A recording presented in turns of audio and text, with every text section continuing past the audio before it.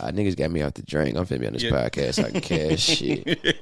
That's what we need. Oh, man. Niggas done fucked up. Niggas done booked up. I'm gonna be good, I think. Yeah, I'm ready when you are, man. Let's get it, Let's get the energy right now. Yes, sir. What's happening, man? God damn it.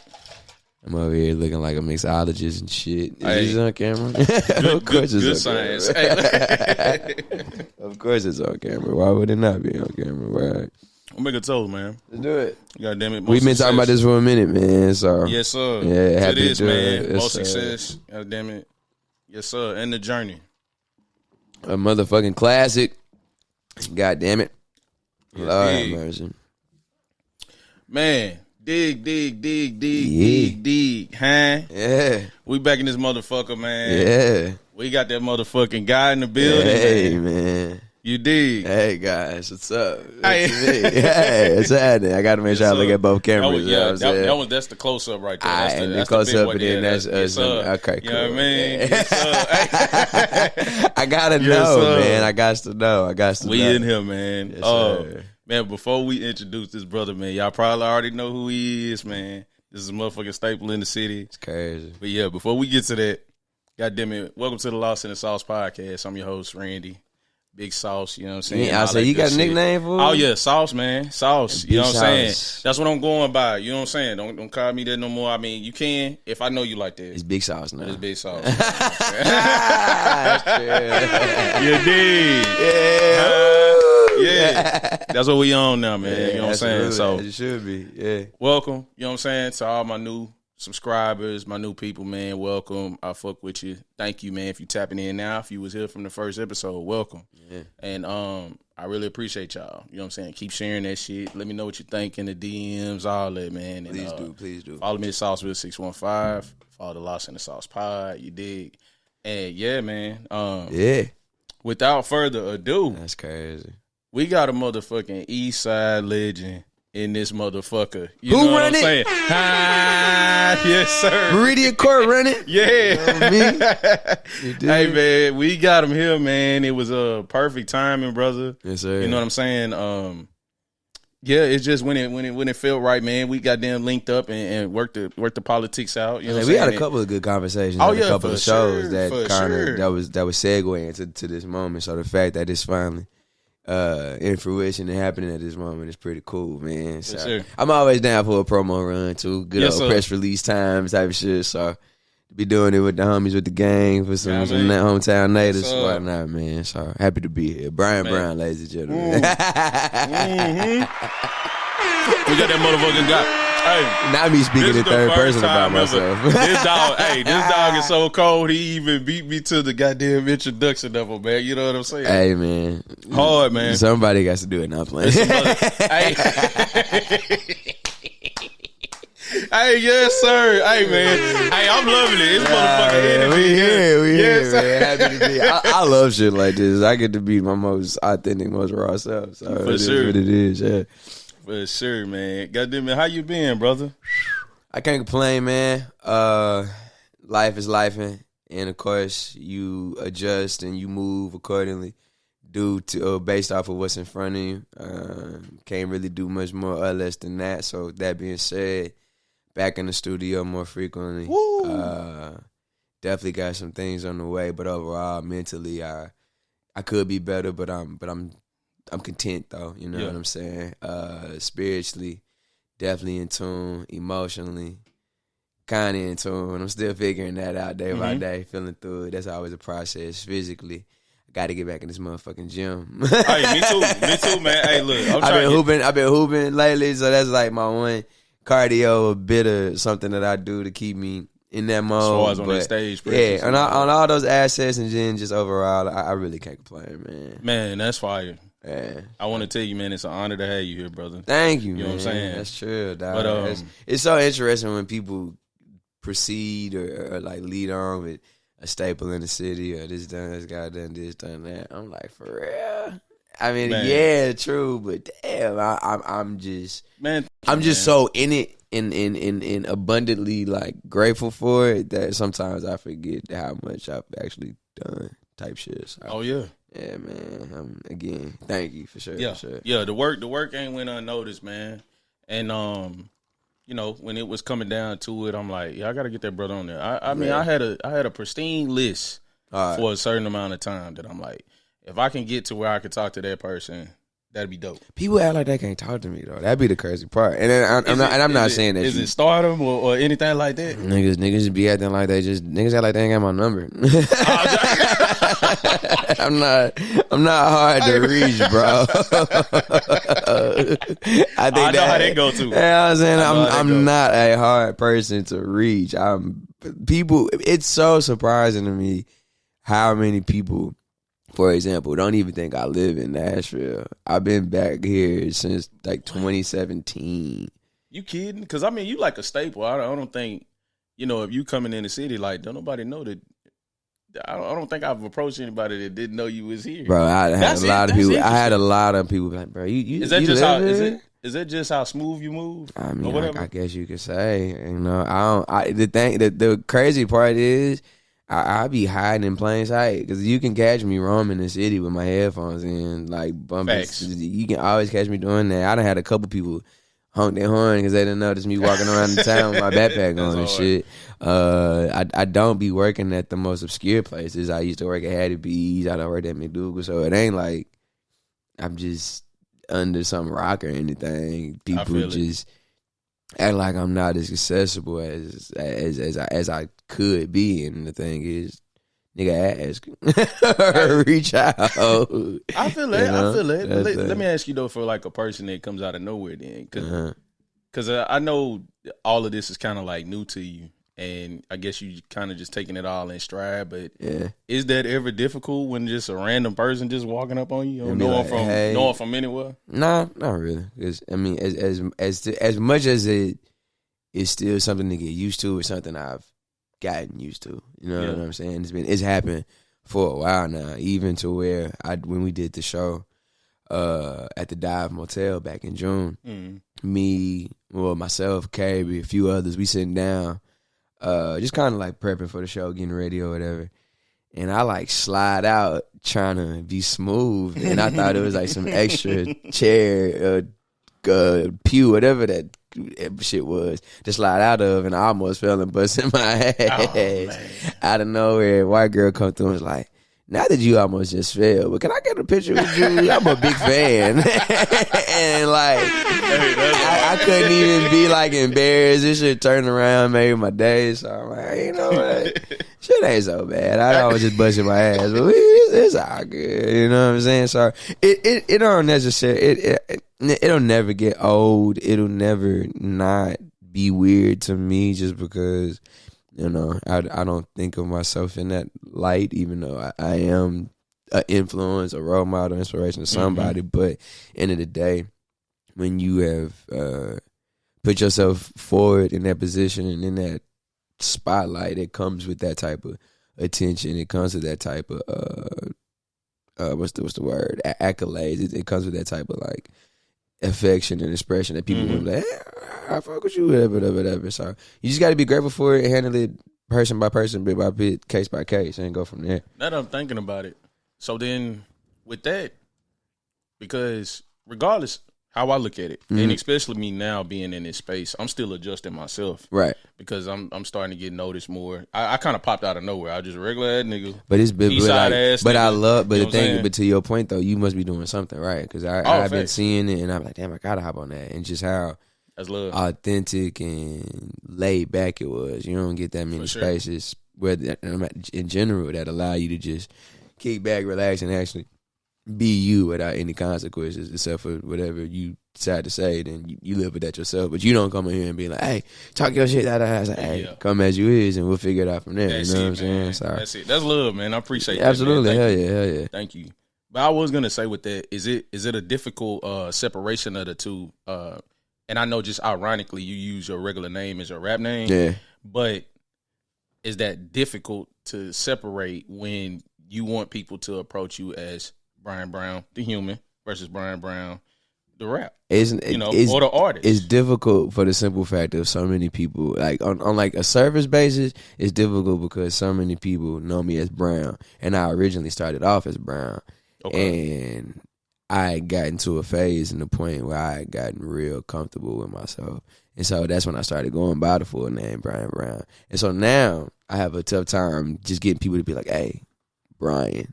You know what I'm saying? Like, I just Brian. Like, I would like to hear that. As a matter of fact, if you're watching this, Brian is okay. Like, you don't have to call me Brown.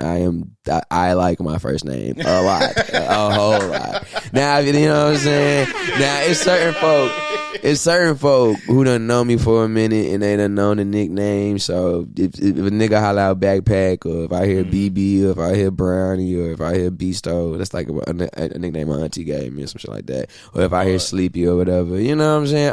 I'm never gonna turn it down. Even when I hear Brown now, again, that's what I was originally going by. So who am I to run from it? And that's my goddamn last name. But, you know, I get so sick of it sometimes. I got this little running joke. I be like, man, I'm more than just a color, bro. You know what I'm saying? So, yeah. Is it ever a identity clash, though? Nah. Within yourself? Hell nah. Nah, you know the difference. I mean, I don't. There's no difference for me, though, neither. That's the thing, too. It's like the Brian Brown you hear on wax and audio is the same Brian Brown you gonna meet and see outside in this world regardless. And that's the thing. Like, I don't know how many people can, like, genuinely say that. You know what I'm saying? That's the first time I've heard that, because just with me within myself, see, like, how I even introduced this pod, my regular self wants to say Randy. Yeah. But I'm going by Sauce now. Yeah. And for me, those are two different people. See what I'm saying? It's hard. It's hard for me. I mean, I guess, like, because it's like I need to conduct myself in two different ways. I guess, like, Brian Brown, the rapper, but they are intertwined. Yeah, it all stems from the same place. It stems from the same root. So it's hard for me to be like Brian Brown, the rapper, is just that much different from Brian Brown, the person, because Brian Brown, the person, is the reason Brian Brown, the rapper, even exists. You know what I'm saying? Makes sense. Whatever Brian Brown, the person, going through is the things that Brian Brown, the rapper, talks about that allows him to express and emote his situations, his scenarios, so that people can relate to Brian Brown, the person. You know what I'm saying? So it all full circle. It's hard. It's hard to, like, separate the two. I know that we got that whole, like, cliche or that debate sometimes. Can you separate art from the person? Not necessarily, you know, because those people are living their lives as they are to give you that feeling that you get. Now, what they do outside of that music, if it lines up with you and your beliefs or whatever, you know, you either support it or you don't. But clearly you fuck with them in some type of fashion if the music hits you in some type of way, type thing. You know what I'm saying? See, that's dope. And also what ties into that is, like, how introspective you are within your music. And that makes total sense of what you're saying with Brian Brown and all of that being intertwined. Yeah. But, like, damn, what I want to ask you? I done slipped my mind on what exactly I wanted to ask you. Niggas, you didn't think I was going to be ready for this. Nah, listen. All y'all podcasters, interviewers. Let's go. All y'all fine-ass women watching. Nah, listen. This is Brian Brown. Y'all thought, nah. Ain't nothing simple about me, baby. Not a goddamn thing. Oh, man. The nigga got me, man. Look, I was almost there. I almost had his ass. Look, stay tuned for next time. I'm on his ass. P's and Q's. I'm on him. Dot all I's, cross all T's. This nigga is media trained, man. This nigga is media trained, man. He's on point. Look, I usually can crack their ass, man. Hey, that's good. To point the question you asked earlier, I've done this a lot longer than people, I think, realize. I think it happened not too long ago.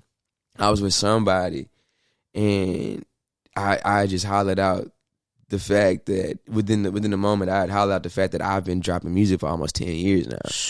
Man, don't even sound right. Don't even feel like it. Where the fuck did 10 years even go? But, you know, so across 10 years, I've done situations like these. I've, you know, done countless interviews or whatever. So it ain't necessarily a thing where, and of course, I don't think you're trying to catch me slipping or anything like that. You know what I'm saying? And of course, but, like, you know, within the joke, but more so than anything else, I don't like speaking unless I'm like confidently sure of what I'm talking on, or if I'm just like, at least I like to think it out first. But with that though, you also seem like a very approachable person. Like tying back absolutely. to what we were talking about. Yeah. So like, if somebody walk up to you, you can definitely hold a conversation on the spot like that. Fuck around, buy you a beer, all that shit. You know what I'm saying? And to that point, it's hard for me to differentiate the two. Brian Brown the person, Brian Brown the rapper. It's all one and the same, you know. And I just think that like now more than ever,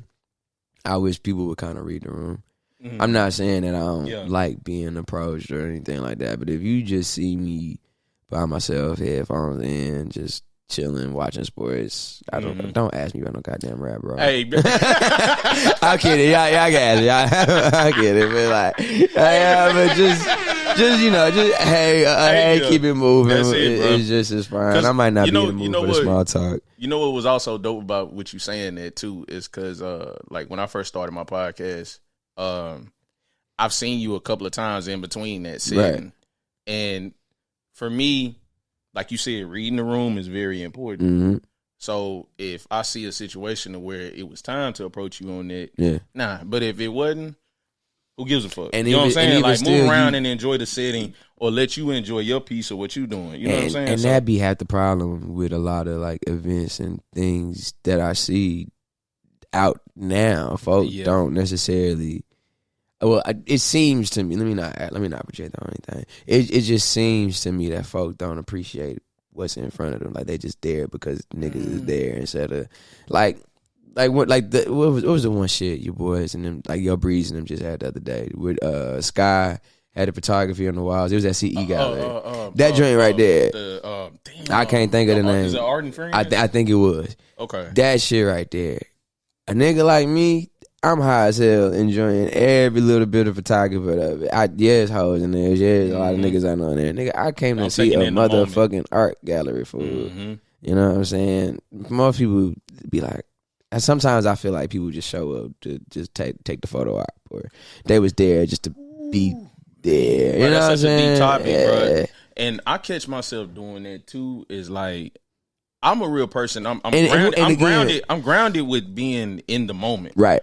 But if I ain't careful, then it's like, all right, well, damn, let me at least get a picture of this or something so I can remember this moment. And there's nothing wrong with that. I'm so caught up in just enjoy this shit. On me, fool. I'm such a enjoying it when I can, while I can type of guy.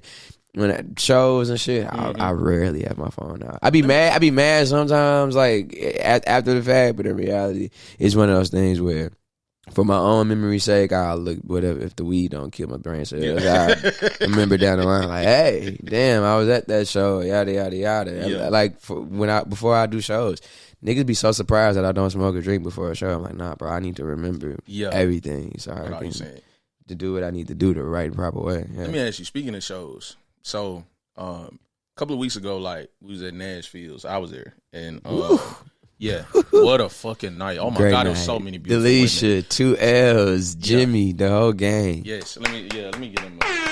Amazing, cool, the amazing motherfucking dose of a show. That was amazing, and like I said, man, the vibes was right, the energy was right, and I'm walking in with my wife. You know what I'm saying? And I seen. Come on, wife. Yeah, hey, shout out to the wife, man. You know what I'm saying? Big flex. Hey, we enjoying the beautiful women together. We like, hey, it's a beautiful women. Hey, that's hard, true. Yeah. But you know, I'm walking up. You know what I'm saying? Finna walk into the building, and I look to my left, and I see you right there. You know what I'm saying? Yeah. You probably don't remember this because you was kind of in your own like. They had the glasses on. No. Okay. No. But I walked up on you and said, "What's up, bro?" I dapped you real quick, but then I kind of moved around because I had noticed you were like in your vibe. And I was in awe of the whole thing, bro. But it was fascinating. But you were kind of taking everything in, and I think you were kind of like looking up at the sign at the Brooklyn Bowl. Yeah. But like what I had was that outside or inside? It was outside. It was right before niggas went inside. Yep. Okay, I remember that. So like I was opening for Scarface. Like that's exactly what I was finna say. Like it made sense at the moment. I'm like, dang, what he captured by at the moment? It did intrigue me. Yeah. But I had realized that you were finna open up for Scarface. For Scarface. Like literally, I was at Brooklyn. Was at Nashville? Was that Saturday? You were opening for Scarface that Wednesday. The Wednesday coming up. Nah, I had to take the picture. I was high as hell too. Man. So I just like the big kid in me was just like, holy shit! Like we talking Ghetto Boys, Mind Playing Tricks on Me. Come on, Guess Who's Back? You know? Oh my God, so many classics. Like just with a legend like that. So like, I just had to take that moment to just snap it up. Like, damn, nigga. Like it's shit surreal. You know, I wish I had like a camera. So I'm sure I can get the iPhone pictures like, you know, processed or whatever, stuff like that. But that's one of the ones where I just wish I had like a camera so I could have just snapped that bitch and saved it for a photo op, man. Tell me how them moments feel when you get moments like that, like along in the journey, and it's like, damn, bro, like I'm really in the midst of my purpose and I'm doing this shit. I be having, you know, because I pinch myself. Shit be coming to me, and it's like, bruh, I'm just doing the work. You know what I'm saying? Like everything else around you just be happening, and all you can do is again control what you know, and change what you can. You know, and that's all I've been doing this whole time, man. And so when things like that happen, a lot of it is the shit that me and my friends were talking about back when I was 12, 13, 14 years old, you know. So sometimes I be in disbelief, but mainly because it's like, damn, the power of the word really is that real. Come on, you man. know what I'm saying? Like, I don't know. At this point in my life, when it comes to like religion and a lot of those things, I'm kind of like, I believe in what I believe in, and then like all the little details after that, it's whatever. You know, no dish to nothing or anything like that. That being said, though, that one old life and death lies in the power of the tongue. That is the motherfucking truth, boy. I tell you what, you can literally speak so many things into existence, or you could ultimately, you know how niggas talk, just to be funny, niggas talk themselves out some pussy all the time.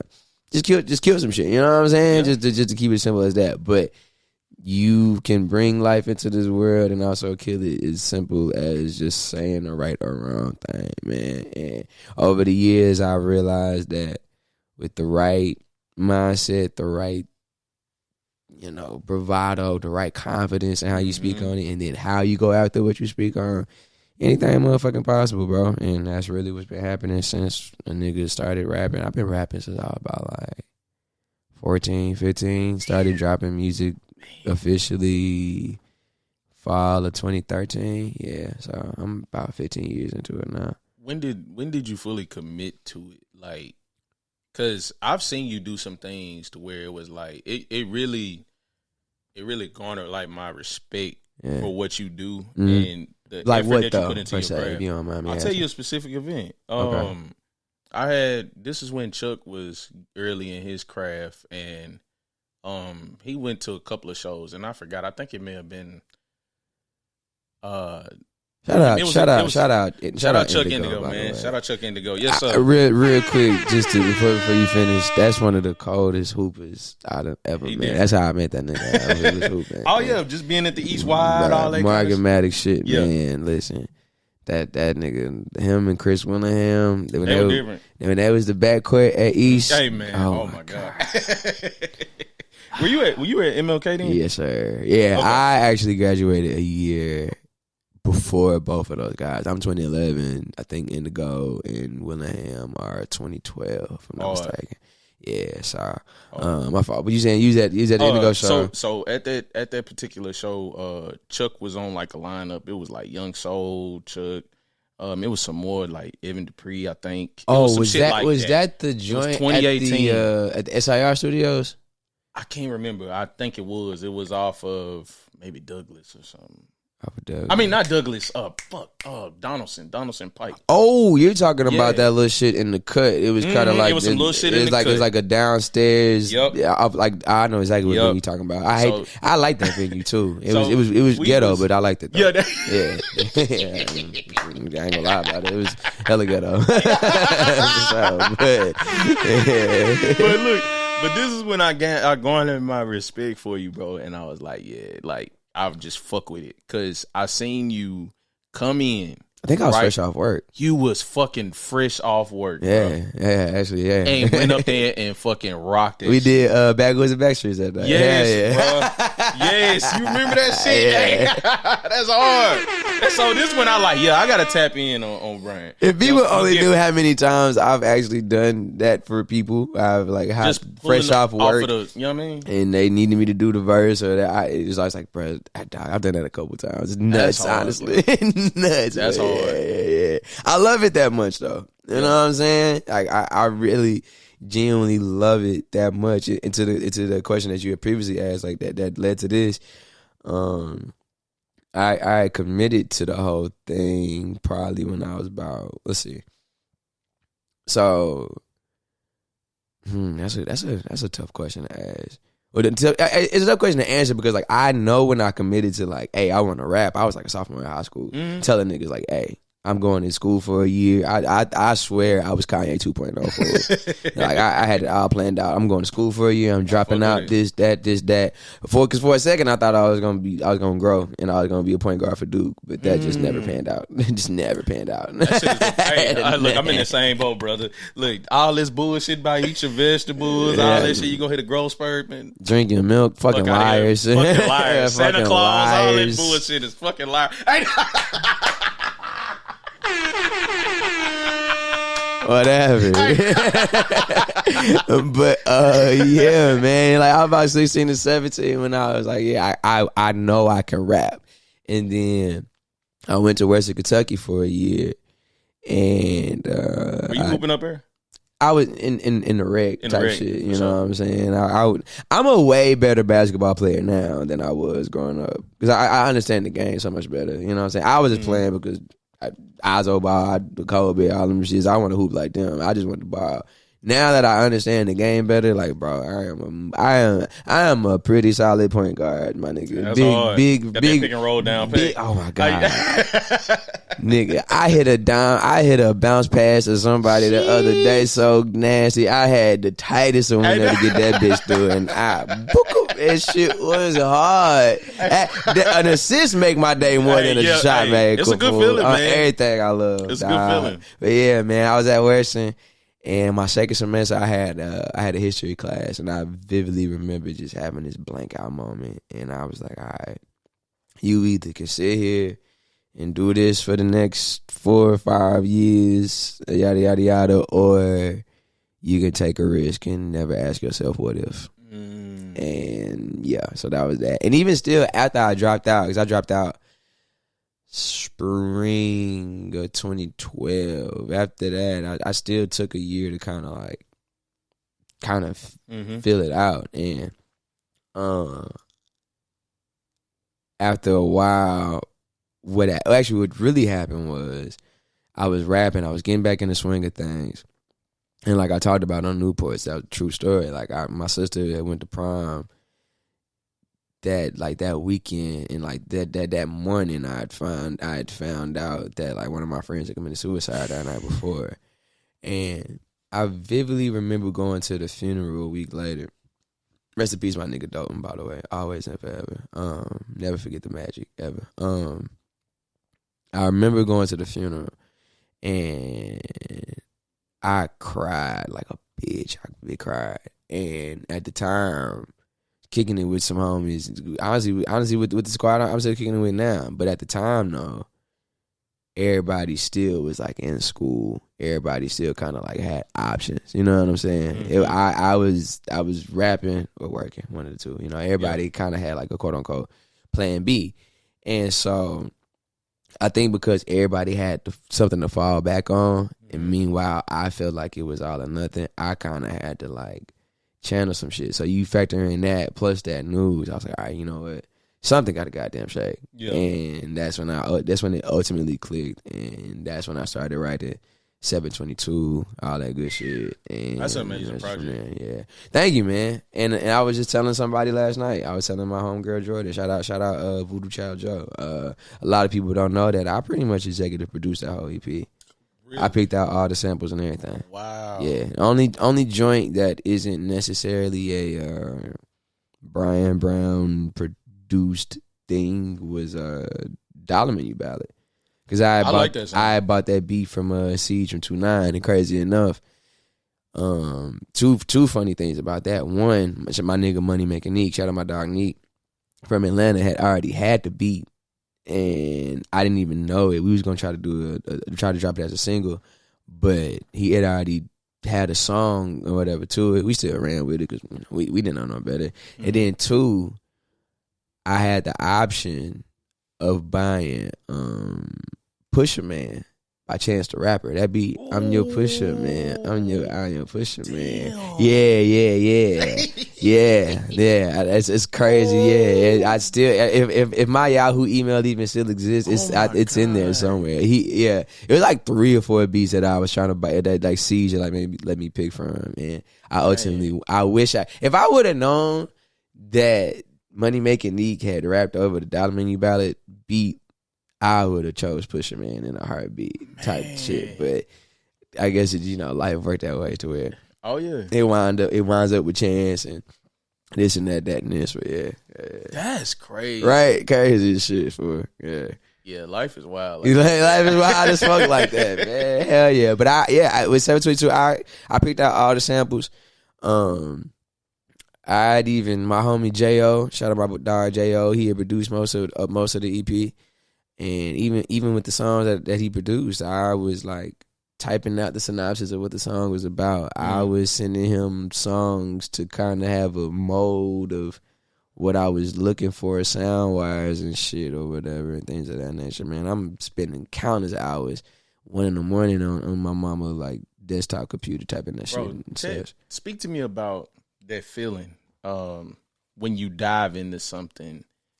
Like, just from what I'm hearing is like the hours and the time, and it really seemed like it didn't matter.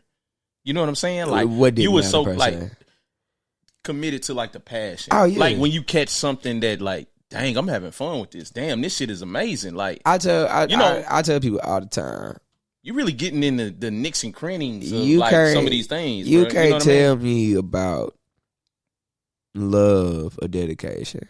I tell that to people all the time. And I say that strictly because I have questioned my own reality so many times due to just how passionate and dedicated I have been to music, and I've missed out on family outings, I've missed out on vacations, I've missed out on trips or whatever, just to continuously pursue what I thought to, or what I know to be like my love, my way out, my whatever it is for me. And is it crazy? Yes. Would I change it? Would I change some ways? Fuck yeah. Actually, yeah. I changed some certain things about it, but would I do it in a different way? Oh God, no. I couldn't, because it was supposed to happen that way initially. But yeah, I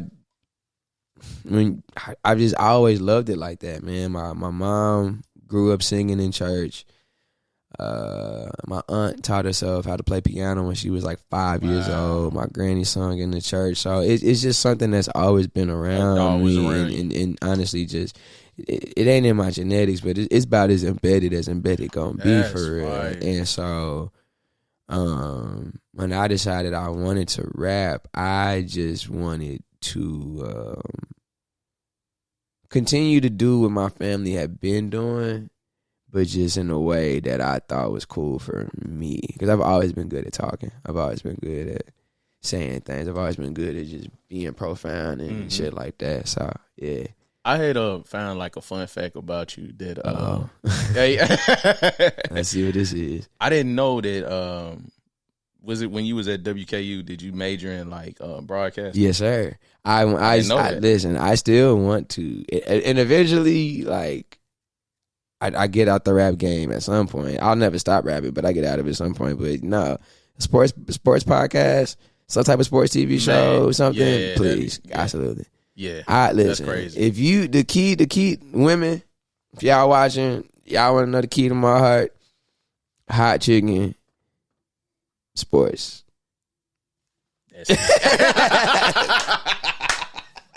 Hey, that's amazing, man. Hey, look, men are really that simple, for real. I don't like. Men are really that simple. Baby, I'll do whatever the hell you want me to do.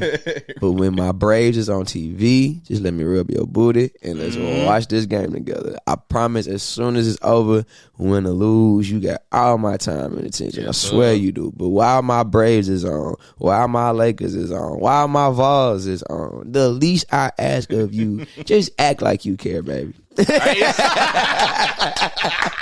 love that shit.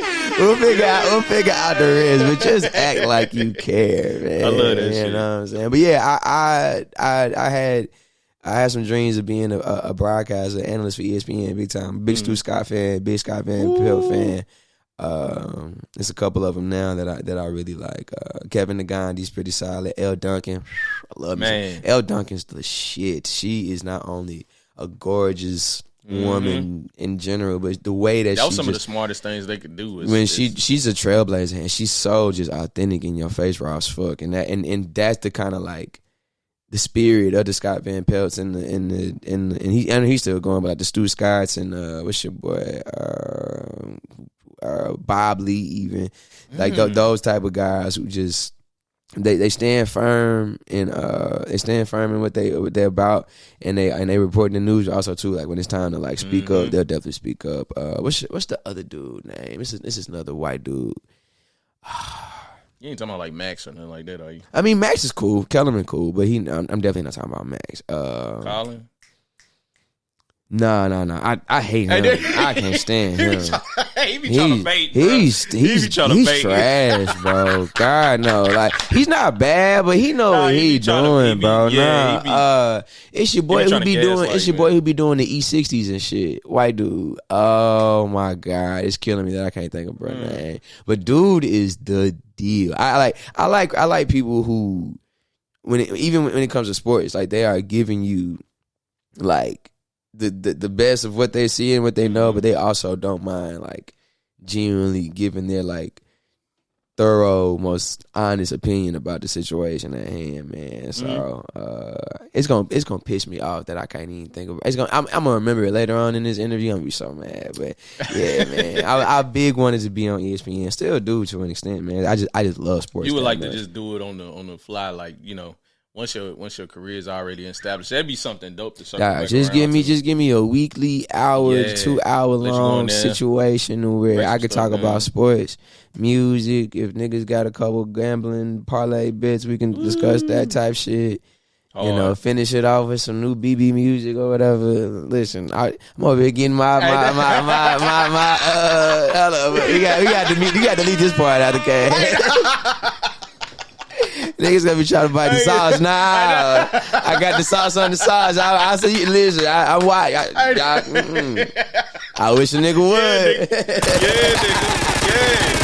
Yeah. I'm gonna get my media roll out together, man.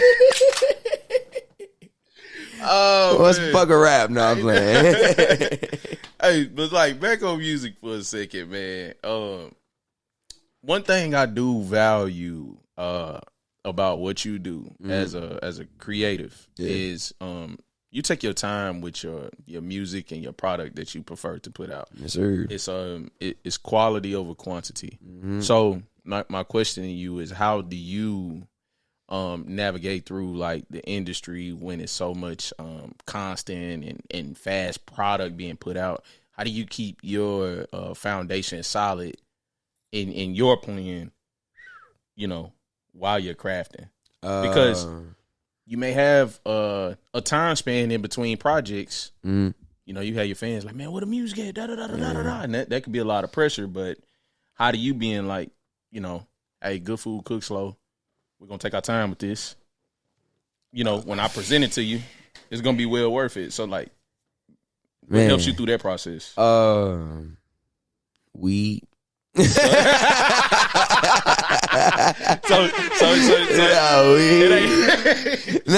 it ain't hard for you to succumb to the pressure. That ain't too much pressure on you. I mean, ultimately, when I think about it, all of my favorite artists that I came up on, they took their time with anything, and then all just good things take time, man. You know how. Listen, put it like this. you done had some leftover food before, right? Mm-hmm. It's leftover, so ultimately it might not be as good as it was when you first had it. That being said, them leftovers in the oven versus them leftovers in the microwave, it's a vast difference in terms of like quality between the two. And so, for me personally, I can't sit here and act like I don't see it. I can't sit here and act like I don't pay attention to it, because that means they care. They want to hear what the fuck you got going on. But ultimately, if it don't feel right to me, then I know it ain't gonna feel right to y'all. So, just knowing that it's my process, and that however I want to go about it will ultimately lead to the results that I'm striving to give to the world. That's what really keeps me buckled down in a whole sense. But I can't sit here and act like I don't. I won't say I fold to the pressure and nothing like that, but to sit here and act like I don't be hearing it or I don't pay attention, that'd be a lie, just because, again, you can think of it as pressure, but in reality, it's more so like people just checking in, like, "Hey, bro, you gave me this fire shit already. Like, I ain't no crackhead, I ain't no dope fiend or nothing, but hey, yeah, I need my second little dose or whatever where it's at, Because believe it or not, y'all are literally, especially for the ones that take their time and they put out quality stuff, and you being vulnerable within your music. It's like you're literally being used almost like as a prophet. Yeah. You know what I'm saying? Y'all are prophets. A prophet for profit, yeah. Yeah. So it's like, I like that. Yeah, that was slick. Absolutely, yeah. So it's like, with that, you got music that you're dropping that you're just being authentic and vulnerable within yourself. But when you present this to the people, it's like, it's getting people through hard times. It's getting people through, like you said, those tough times where they're battling with life and things like that. They may get lost within your music just from the time that you took and the effort that you took, like, you know what I mean? So right. I be having to tell people sometimes, man. Like, I'm no role model. I don't think I am anyway. But again, to somebody, I'm somebody's favorite rapper. I'm somebody's inspiration, and so it's little subtle things like when you just dropping in a line, like, that McDonald's Sprite, go get you right. You know what I'm saying? Like your punk ass up. Just that little boost that you need. So it's like, it's little shit like that that's like, damn, man. Like, you know what I mean? Yeah. You remember that kind of moment. Like, it's little shit like that, man. But that's what it's about, though. Nothing that we do is anything but just honoring and paying respect to those who paved the way before us. And one of my favorite things about a lot of my favorite rappers when they made music or when they did something was whenever it was a moment to like shine or let something linger and shit, like punchlines and shit, they like everything around it, like it had something going on with it. And especially in that particular moment, the way the beat was riding, the way the shit was building up and shit, it was knocking at that moment. I'm like, how do I feel? McDonald's Sprite. McDonald's Sprite can really recharge your life depending on the scenario, man. So, Let me ask you, man. So, one of my favorite songs, I'm a real big fan of like Saha the Prince, right? Okay. He has on his first intro song, like Amen on No Dope on Sundays. He starts like, he's got like a little quote in there and it says, "Turbulence is the price you pay for flying high." Right? And it talks about through hell and high water, Lord, you kept us, all that type of stuff. Right. So with that being said, like my question to you is, how does Brian Brown keep his faith through trying and turbulent times? Within your craft, like. I keep my faith. How do I keep? Oh, that's a man. Believe it or not. Okay, so here's my thing. I keep it true. I say not only within your craft, but I mean you got real life going on around it. Well, for me, okay, so for the longest, like my relationship with, I just say the world, because honestly, I think God, the world, all of it is just karma. All of it is just one big thing, and ultimately, my people who aren't here anymore, all the folk that I like, all my family who ain't here, them is the stars in my opinion. Them the kinfolk that's like keeping me guided and going along the way. So that is ultimately what keeps me sane, is the simple fact of I know my Aunt Malika ain't here no more physically, but her essence, her spirit, her something is keeping me going throughout the days. Her words that she spoke to me is the reasons I'm keeping churning. My god and uncle T. Westfield, God rest his soul. I was sick about that one too, but I know all the advice that he's giving me to, get it done, stick to itiveness, like all of those things. That keeps me going, you know what I'm saying? And so ultimately, there is something way beyond us that keeps everything spinning, keep everything in motion and shit, sure. But ultimately, you still have to go. You know what I'm saying? You still have to do what you have to do. And that shit was already predetermined, predestined before niggas even came out this motherfucker. So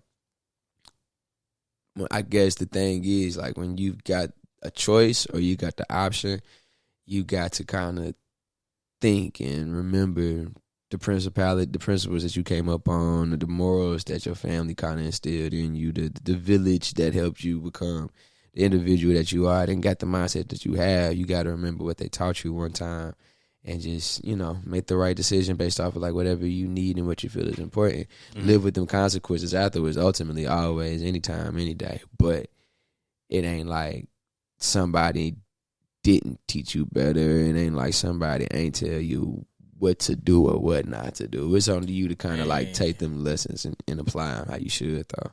That's fire. Yeah. That's fire. Yeah. Yeah, because even for me, like, I like to thank God as a woman, because niggas ain't done. Niggas don't pay attention. Niggas don't pay attention. Niggas don't pay attention to the world like this, fool. Like, you know what I'm saying? Niggas don't pay that much attention to detail. The shit that comes of this world, like the way it comes out, like that shit ain't coming out no nigga, fool. Hey, you hear me?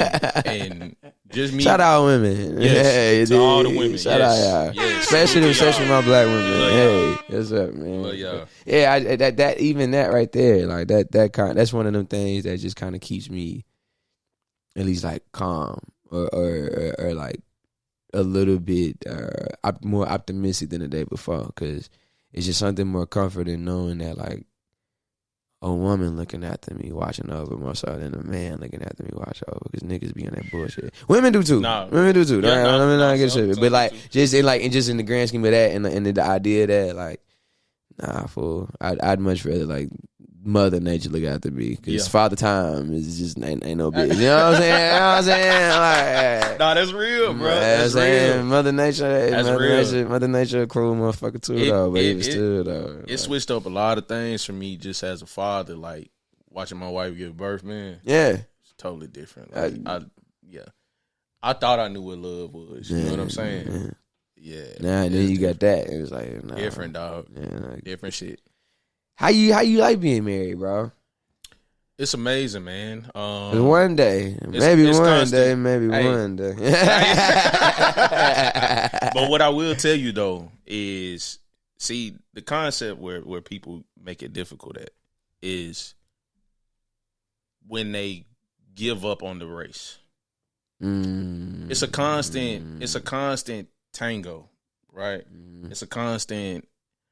We going forward. All right, we're going back. It's like you got to learn how to keep that consistency and duality, and learning how to evolve with one another. We both evolve as people. A lot of people get stagnant and they don't want to necessarily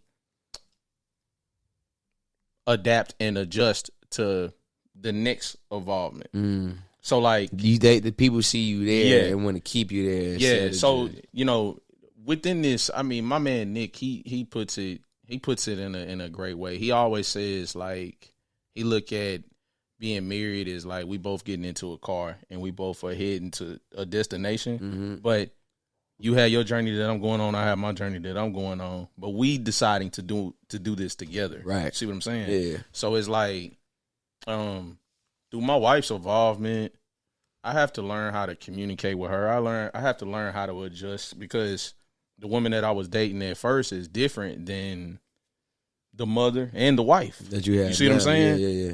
And I'm different as the husband and the father. You dig what I'm saying? True. So it's like you just got to learn how to, you know. And I mean, and with that, sometimes some people got to know when to, you know, if y'all are outgrowing each other, you know, it's okay. It's okay. It happens. But for the most part, man, I pretty much it's communication for me. It's pretty much understanding, bro. But it's an amazing thing. I always take the time. All my married homies, all my niggas in like good relationships, I take the time to ask because. Oh yeah, like we continue to date. I be shucking and jiving. Hey, I continue to date. Hey, bro. Like, listen, hey, but look, I'm sorry. It's a little bit different. If y'all watching it, y'all that felt. I'm sorry. My bad. For sure. I still take my wife on dates. We still go to the club. Like, you know, if that shit right. Like, what's your favorite like date night with your shorty? My favorite. Like, do y'all have like a specific thing that y'all do that like every time you do it, like you love doing that shit? Like y'all got like a bowling night or something? We'll do that from time to time, but she like to switch it up. Okay. Like, we supposed to be planning to go like hiking soon. Right. Shit like that. True. You know what I'm saying? Yeah. So she like to switch it up, man. She's real spontaneous. True. You know. When your birthday? April. April what? 27th. I'm a Taurus. Yeah. For sure. Hey. My wife is too. She do that. She 2 days apart. Dog, really? So y'all Mine's did 27. She's 29. Y'all did the whole Taurus thing. Babies. That's crazy. Both Baptist babies. That actually works. Oh yeah. Damn, I'm not really like the biggest astrology guy. Me neither, I only ask it because like I done got used to it being asked to me. And so now, like I subconsciously ask that to people and like. But look though, as fellow Tauruses, it's like they just have to understand we real chill. You know what I'm saying? We real chill and grounded. It's just like quit trying to make me mad, fuckers. I'm gonna look at both cameras. Quit trying to make me mad. I don't like being mad. Stop that shit, dumbasses. Nobody pisses you off for no reason. What is that? Now look. Let me reverse the question. Then, what's it like still in the dating scene? Because I'm on it. I'm out the streets. So it's like, what's that like? Because it looks tough. This angle. It's so cold in the streets. How the fuck do we supposed to keep peace? Nah, the crazy thing is though, the game is the game ultimately, and it's fun as long as you are at least initially anyway. Just kind of like setting some rules and some boundaries up front. Sure. No need to lead people on. And when I was younger, I was so just kind of like, I'm me, I'm doing this, I'm whatever. But now I done play house, and I done had my house quote unquote burnt down. If you catch my drift, man, I done had the foundation snapped right from under me as well from somebody who I was like genuinely down and riding for. And so I could call it karma or whatever the case may be, or I can just be like, you know what, maybe I didn't step up to the plate. Regardless, though, you take from it and you learn. So now, now that I've been through some things, I'm almost 30, bro. Like it's just certain things that I want and need out of life. Like like the material things. I know that's like everybody's fascination and shit like that, and of course everybody likes a nice gift. But where I'm at in life, I would like. So like just some mental stimulation. Sometimes I just want to talk. I talk a lot, bro. I talk a whole lot. I talk a whole fucking lot. Sometimes I just want to be heard, and I swear I'm gonna listen to you back. And as soon as I get done talking, I'm all ears. We can do whatever the fuck you want to. That's hard. But like I just want to be heard. I want to have a genuine conversation. I want to randomly, hey, you know what? Let's go, motherfucking. I don't know. Let's go to Cheekwood. Let's randomly go. Let's smoke a blunt. Go to the Adventure Science Center. So, you know what I'm saying? Let me ask. So, like, when you in that dating phase, like, how do y'all? Because that's the challenge of like being married. So, how do y'all overcome like when it becomes stagnant? How do y'all catch it before it goes straight flatline? See what I'm saying? I mean, because you got to do that within a marriage. If you're dating, then I mean, you say something. Because let me throw this out there. Because some people when they're married.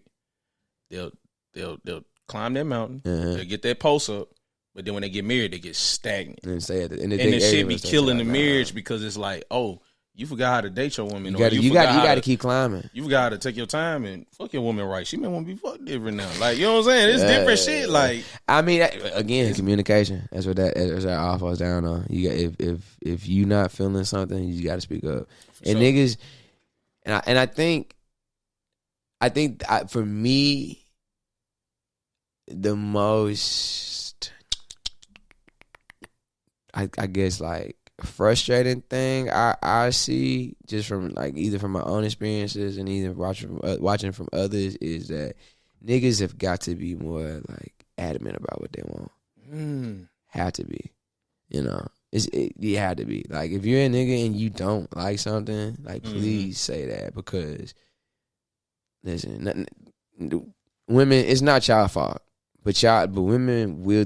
People, it's just people in general. But like, since we talking about man and woman here, if you a man and you not necessarily like sure of what you're going for, a woman is going to either A, take advantage of you and get what she can out of it, or she's just gonna let your ass high and dry in general in the first place. Facts. You know what I'm saying? And so we as men have got to be just a bit more transparent about what we want and need out of these people, out of these humans, out of these partners. Because at the same time, like, yeah, they might have what you want, but you know what I'm saying, we shouldn't necessarily depend on anybody. We don't necessarily need nobody per se. But if you seeking somebody for that purpose, the least you can do is make sure like what you want is upfront, set in stone, clear cut.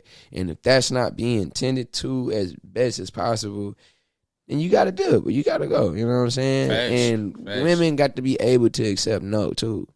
I know a lot of women who can't take no for, and niggas can't either. Niggas ain't either. But like, it be tough. It got to be able to accept no. Like, it's not that you did nothing wrong. It's just for that time and for that moment, things weren't clicking, and it's not a. Don't look at yourself that eternally deep and just think like nah, child, it's just some shit just didn't click, fool, and that's cool, you know. Like, it stinks, yeah, but shit don't click all the time, man. Let me ask you, because that's a perfect segue, and I was just thinking about, like, I'm pretty sure this is one of my favorites off a Journey, but okay. I'm sure it's like a fan favorite. And it's Runnin. Yeah, of course. Oh my fucking God. I knew this was coming. What a song! Hey, now that's the best breakup song of all time. Let it bro. Be known. Now let me tell you. When I was listening to it and I was breaking it down, I'm like, damn, such a painful song, but it's done so beautifully. You know what I mean? That's why I'm so proud of it. I wanted to say "fuck you, bitch" so bad. Hey, look. If I could have just said "fuck you, bitch" for 16 straight verses, I would have. Fool. I definitely would have.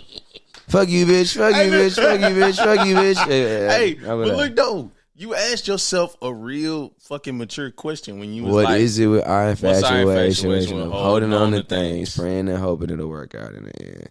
I held on to me and Shawty for quite a bit some time. I really, really, really did, and strictly because we had a moment in a rough patch to where I kind of like took a couple of days, stepped back, went ghost, whatever you want to call it. And it wasn't because of her. It was more so like, damn, am I really feeling this way? Like, am I genuinely feeling like this?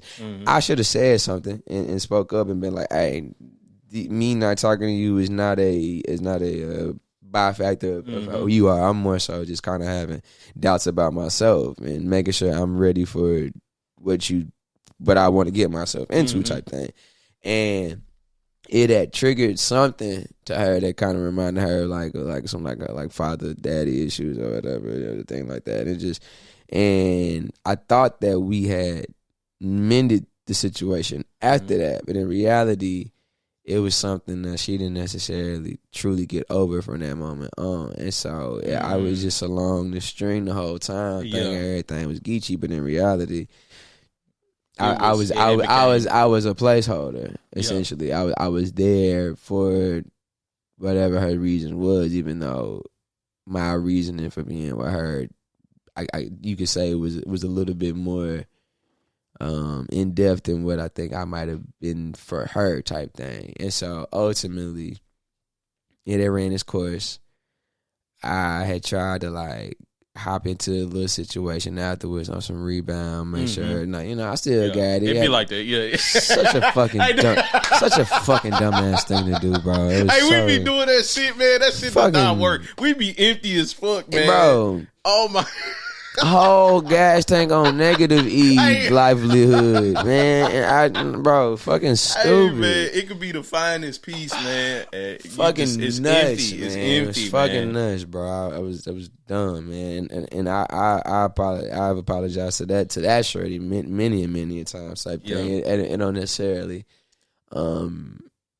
overdo the damage I did, but I can at least acknowledge where I fucked up and went wrong. But to Runnin though, you sung that song with so much conviction. Because I didn't want to sing. Who pushed you to sing that? Ro, fuck that nigga too.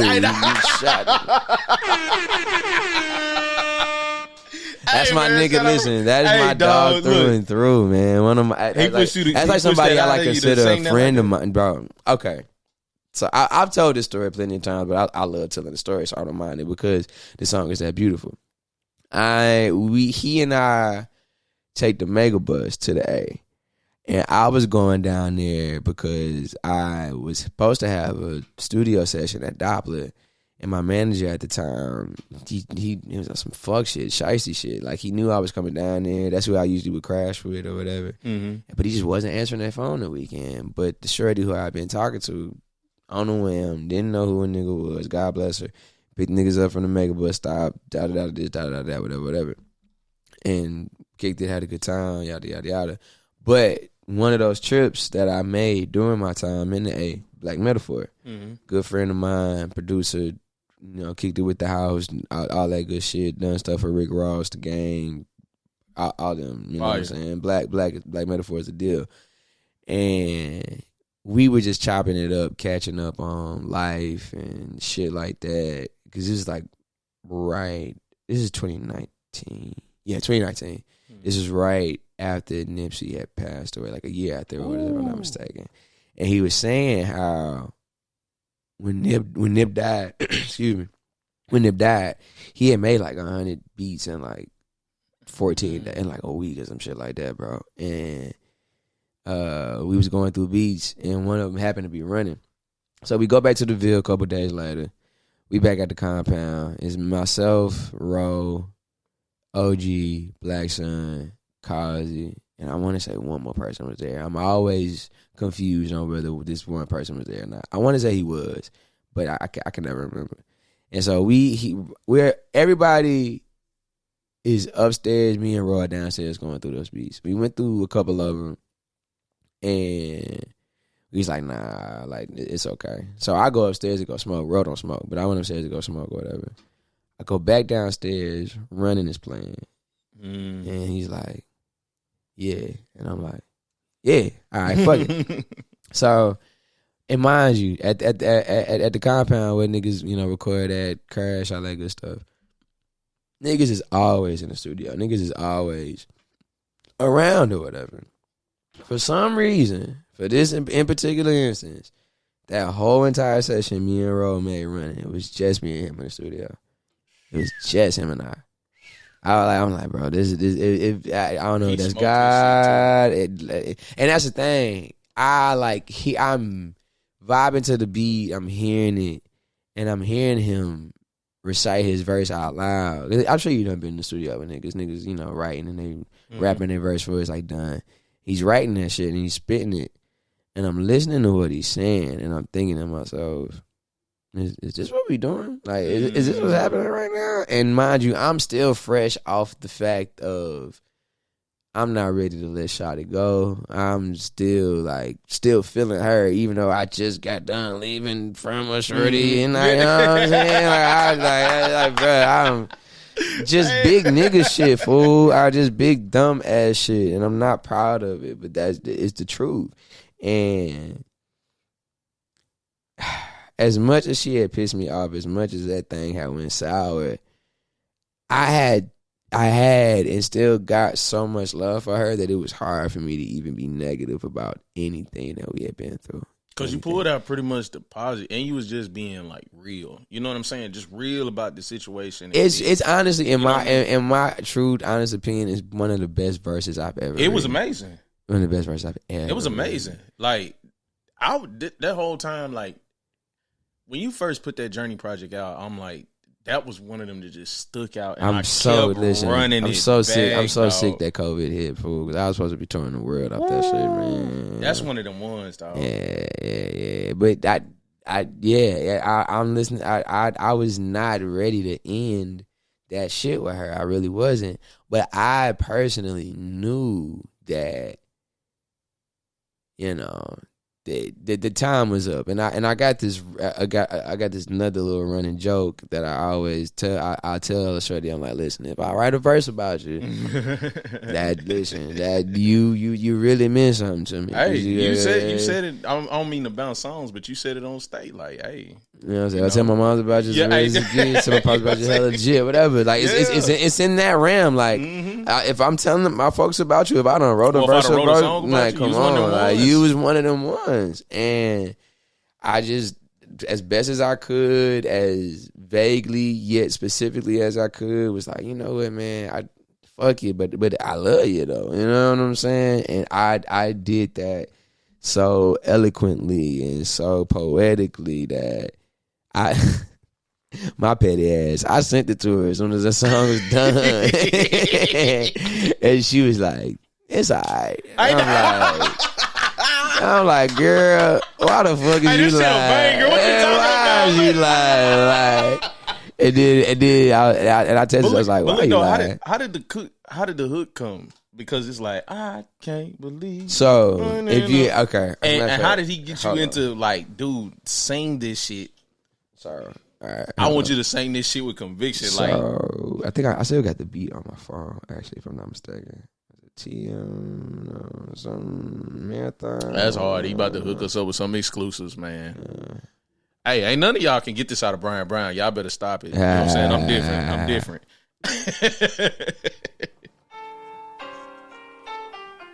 Ooh.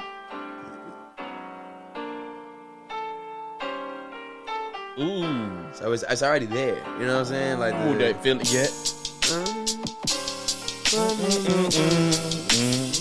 So that part was already there. So Reaux, and I think that's oh God, Lord, who piano is that? That's a sample too. I can't think of who though. If I remember before I get out of here, I'll let you know. But yeah, that was already there. So Reaux was kind of like playing around and toying with that melody already. And I think he had came up with the initial half of it. I just kind of like plugged in some couple of words here and there and kind of just kept the shit going from there and such like that. And when it came to the singing part, again, he had already kind of had the basis of it. I helped in and plugged in the words where I could. I sing it, and he's like, bro, you got to yell that bitch. And like...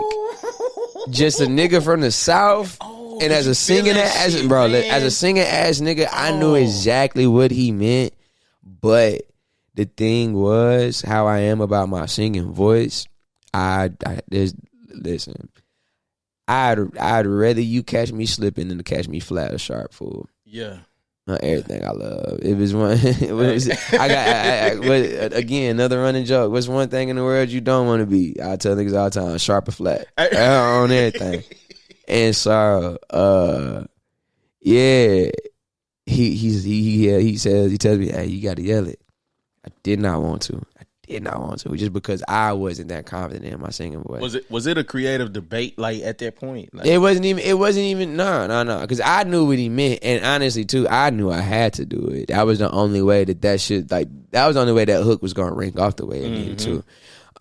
It was more so of again, I was not as confident in my singing voice as I would have liked to be, but also too, I wasn't trying to feel that about Shorty like that, dog. Yeah. I like me yelling that. I knew. I knew. You gonna feel his pain. I knew what was.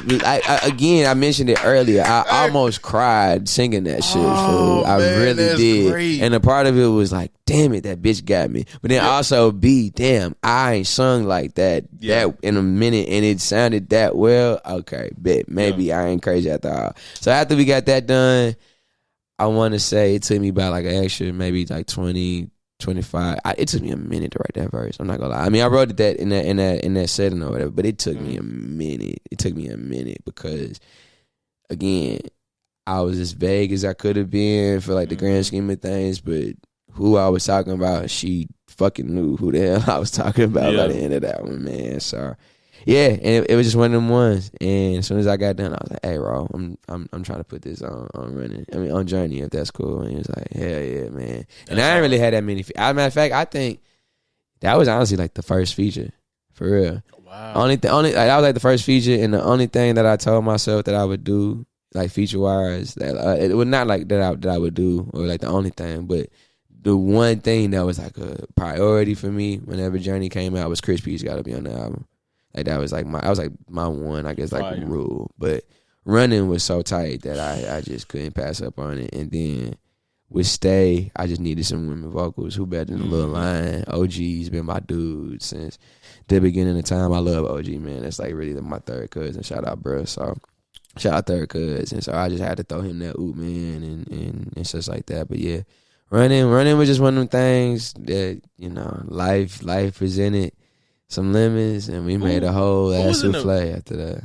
Who was in the background? I heard like when that verse like ended, I think when Ro did his, I heard a voice in the background. Like was somebody else in the booth? Yeah. That was me. Because I was geeked. I was geeked as fuck. That's because that verse was crazy. That's hard, nigga. You could, bro. That whole song. And Running in place like a reject. I've been on shelves that can't reach it. So hands in the sky for me. Yeah, static when I reset. You unplugged and died on me. Yeah, it was a white Easter. So I followed you down to the bayou. No alarm, no horn, no sirens. Nah, I was like, listen. Hey, man. And that's the thing, too. Y'all niggas can't rap like niggas can rap. I'm going to let y'all know right now. Man. I'm going to let all y'all know right now. Y'all can't rap like we rap. Hey, man. If I was to sit here, we could have a whole nother podcast on me breaking down the bars and the lyrics and shit all day. I ain't going to bore y'all with that. But let it be known, y'all niggas ain't rapping like us. We can continue. God damn it. I love that shit, man. That's one of them ones, dog. Thank you, man. Thank you. I had a love-hate relationship with it for the longest. But that's some of the best art, man. Them be the best ones. That's some of the best shit. Them be the best ones, for sure.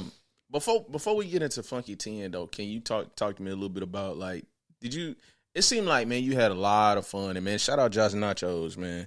And he did the video. Yeah. You know what I'm saying? Yeah. So, how was that? Man. How was that experience? Pulling teeth. He bodied that shit. Pulling teeth like it always is. It was difficult for you? I mean, no, not really. Anything, listen, I love Nachos to death, but that nigga a knucklehead, bro. He's the most gifted knucklehead of all time, bro. So he's one of them particular, like, he wanted how he wanted, and like, it's that, but he's so sporadic, too. And it's like, for me, as easy as it is to just shoot some shit, you just can't, for a song like that, you just can't shoot some shit. Yeah. And that was like the biggest thing that I was like having to pull at him at. It's like, bro, like we can just impromptu shoot this, and of course it's gonna look good because you're shooting it. But no, this there's a message here. There is a thought here, and I'm not. And for anything I do, you're not just feeling willy nilly just put some shit out there, and just because you did it, you did it. Like that wasn't the thing. So we kind of. I won't say we went back and forth, but it took us a minute to kind of like conceptualize what we was going for. But ultimately, once we got something down, and shout out to the team for even making the video shoot both days, because it took us 2 days to shoot that video. We shot the park scenes like one Sunday, and then like that following Friday. Like as a matter of fact, the day we shot Reaux scenes was the same night of the last Nashville before COVID. Man. And so that whole day was a ball. Wow. Like a whole ass ball. Like That's whole fire, ass ball, man. Yeah, that's fire. Yeah, that video was fun though, man. And I wanted to throw in though too. Like I know what you were telling me where it was like pulling teeth, but man, that's where you can get some of the most beautiful fucking shit. When y'all challenging each other and it's like, nah, I need more out of you. Yeah. I need this. I need this level. I need that level. And that's why, the video came out that way. That's probably my best video. It's one of them that's gonna stand the test of time, bro. Yeah, you know what I mean. But again, it took just us, I guess, clashing a little bit, just about just intentionality, bro. Mm-hmm. Like I just don't do anything for nothing, and I know he doesn't either. So as easy as it is to just, you know, again, pick up the camera and just go. That was a song that you cannot just pick up the camera and go. You know, so. Hey, shout out to you pulling that out of him. Shout out Just Nachos.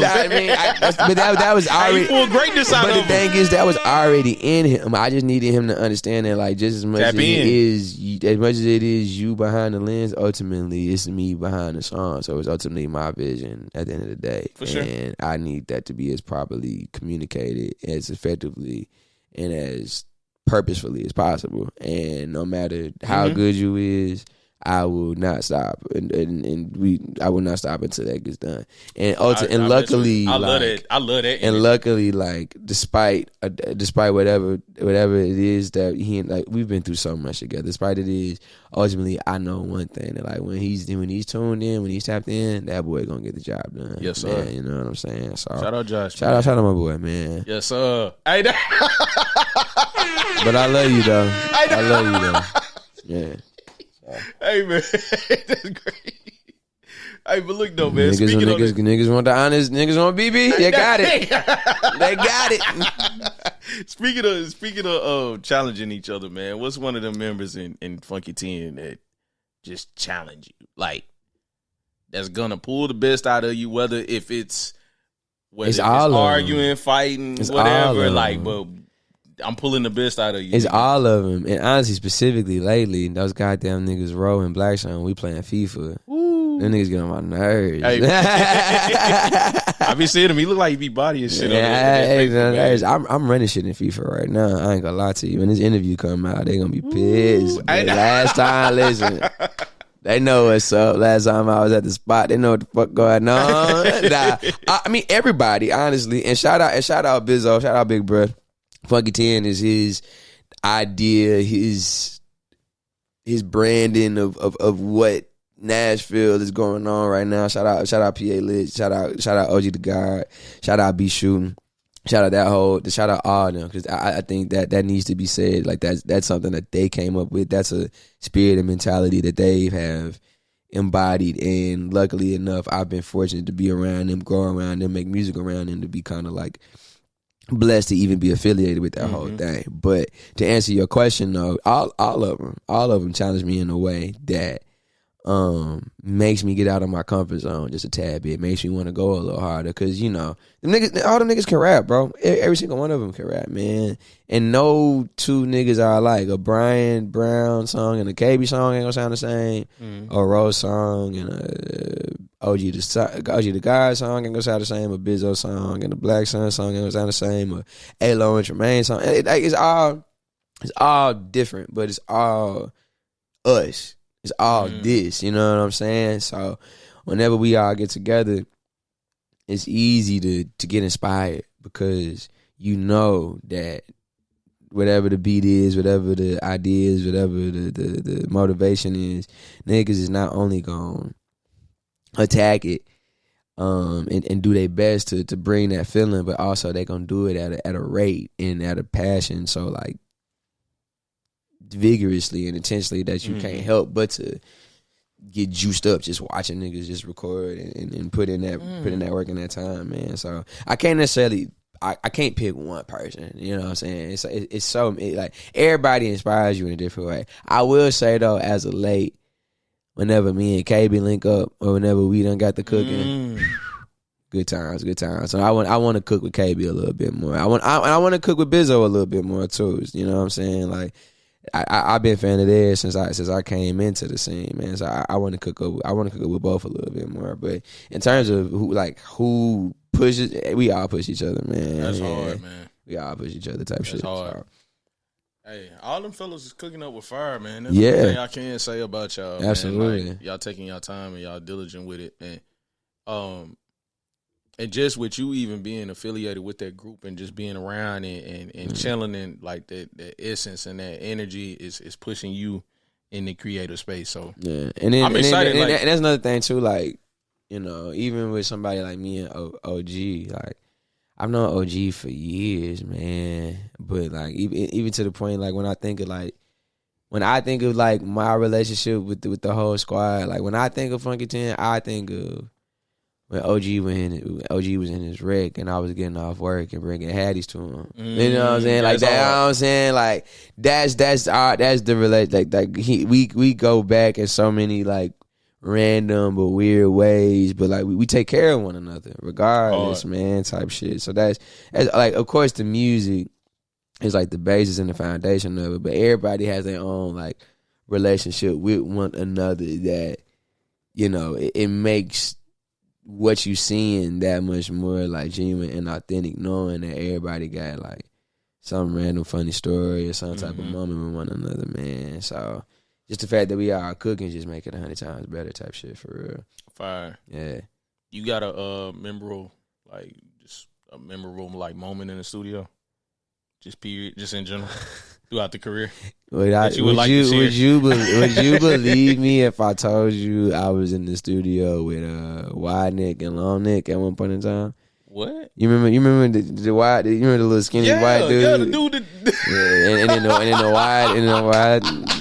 Yeah. What was that like, bro? It was the most random shit of all time, bro. Did they just pop up? Bro, like they just so happened to pop up in a random studio? It was right when they was popping and they was doing their thing or whatever. Stream Cut Studios and that whole little situation. They I don't even know what their thing was, but they had brought in Wide Nick and Long Nick one day, and yeah. How that shit look in person? Oh my God.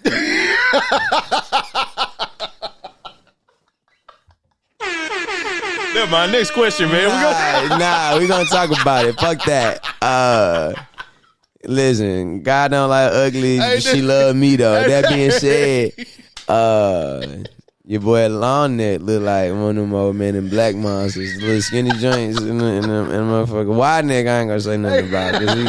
He look like he was fresh out the pen. More power to you, brother. He ain't finna whip my ass today. But nah. That seemed like pretty like. Jokes aside, that was cool. That was cool as shit, bro. It was just interesting to see them rap. They was rapping. It was a music thing. Oh my God. Oh, I thought they were just making an appearance. They were recording. Wow. And like and what's crazy was I think that same night after that got done, they was in the studio session to about maybe 12, 1 in the morning. after that got done, I want to say I recorded some shit for Journey, like right after that. Wow. Maybe like the second half a piece or some shit like that on some random stuff or something. I don't know. But yeah, I mean they were cool, but one of the homies like, you gonna record a song with Wide Nigga and Long Nigga? I'm like, boy, just your goddamn fucking song with them. No. What?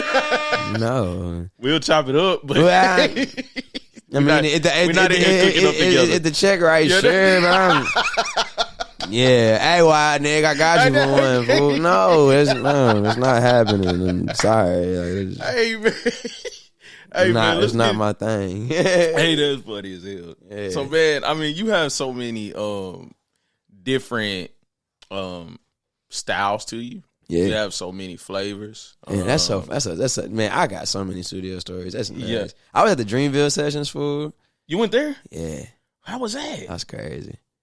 Oh shit! T.I. shook my hand before T.I. went all like, I'm checking vaginas on my daughter and shit. Oh, you know what I'm saying? Like, yeah. You know, but like it was like right. It was like I had caught him like right before T.I. started saying a bunch of fuck shit. So it was still dope. You like, bro, I'm like, nigga, the nigga who made King just shook me like, nigga, this is one of my favorite rappers. That's hard. Saluted me and all that shit. I'm like, oh my God, that's hard. And I was taller than him, so that made me feel even better about myself. Hey, doesn't that throw you off sometimes when you meeting these people like in person and they may not be as tall as they appear? I don't know what I expect. I don't know what I expect niggas' height to be, but bro, I'm like, damn, T.I., I could dunk on you, fool. Shout out to y'all, baby. Shut up, man. I ain't gonna flick you out because you cool. You know what I'm saying? You been saying some wild shit lately, bro. But hey, hopefully, man, he get it together. He's doing the comedy and shit now. Bro, he's actually supposed to be coming to Zany's relatively soon. For the Slim and Huskies, did his son? His son did he go just there? came.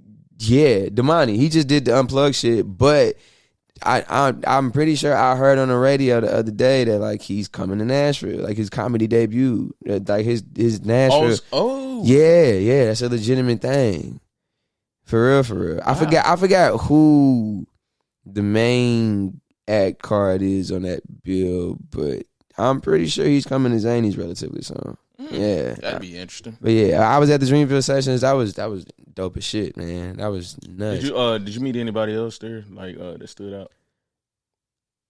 So I've had a relationship with JID, so that was really cool to just kind of like see him as they all like leveled up in a sense. He was kind of like the nigga around there. He was like, hey, going to my homies SRD TV. Was there too, and so JID was like, "Hey, just show my nigga Brown around." That was cool. Wale was there, Ross was there. That shit was nuts. I'm in the studio with all them just soaking it in. My favorite part though, and I had two favorite parts. Actually, because at the Dreamville sessions, I noticed that like there was just no studios open, bro. There was no way I was gonna record. It was just so packed.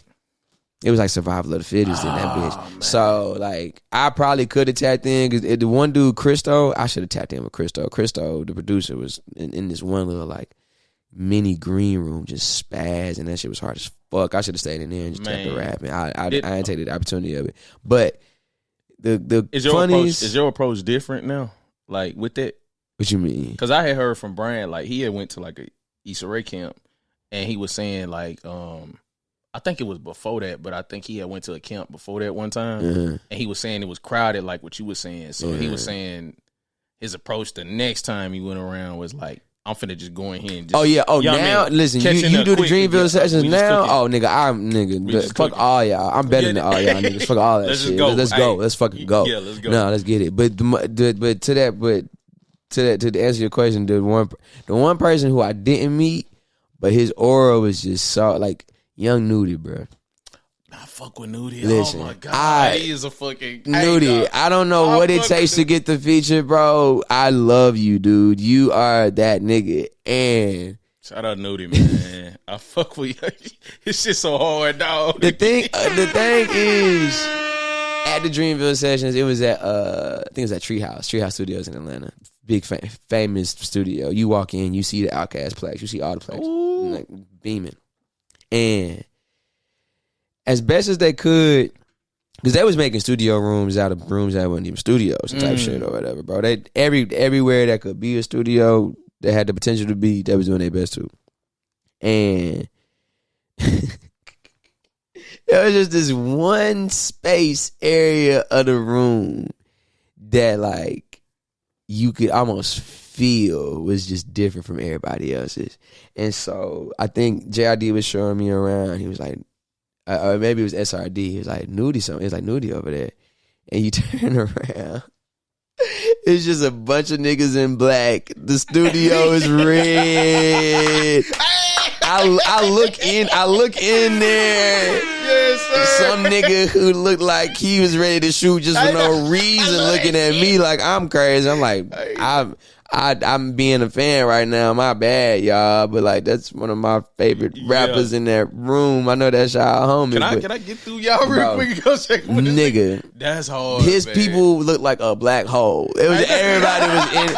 If you want to get to Nudie, you gotta go through this black hole. Fool. That shit was nuts, man. That shit was crazy. That's hard. But yeah, that was it. Cracks me up. But it was like. When again to go back to your like one of your first questions, like is it hard to separate whoever Nudie is in real life? That is surely is who Nudie is in the studio in this song, bro. I swear to you, because hey, love that. That like that room, the energy is in there, right? Bro. You know what I'm saying? It's just it's other essence of what he talking about right now. You got to make sure the vibe. It was right. so heavy. I'm like, bro, did somebody get killed before y'all get here? Who did y'all murk? Like, no, what happened? That's fucking hard. It was Shout out Nudie, man. It was nuts to like experience, but it was like, but at least I'm like, okay, that's what else is a young Nudie studio setup supposed to look like? Man. You know what I'm saying? I don't think it was supposed to look this shit out. I want some red lights in this. Bro, red literally is just a bunch That's of why you be having the little Chucky covers and all that. That thing is hard, man. It was fucking, and it was incredible. But it was just incredible, and it's just like a hilarious ass way. It's like, damn, yeah, this is exactly what I pictured a young Nudie section to look like. Yeah, it's just crazy. Man. Tying back to like the opening of like Scarface, tell me about like Scarface, because I seen on Twitter how funny that nigga was. He can't ball neither. Speaking of which, that nigga's trash is bowling. You got all them jokes off now.